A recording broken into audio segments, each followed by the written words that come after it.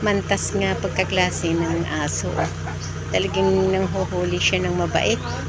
Ayan, ayan, ayan. Mahuli siya ng mabait. Ginapatay lang siya. Ginapatay niya tapos bayaan niya lang. Tingnan yung itsura niya.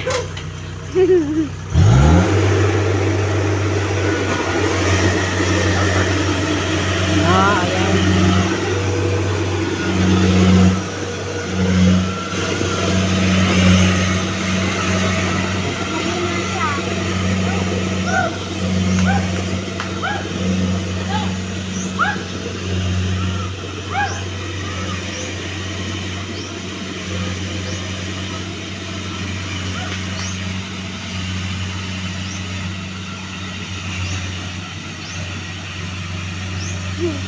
Ano pa ba? Hindi nadalong subong kan nagligat wala sila kakon kay madalong kayo.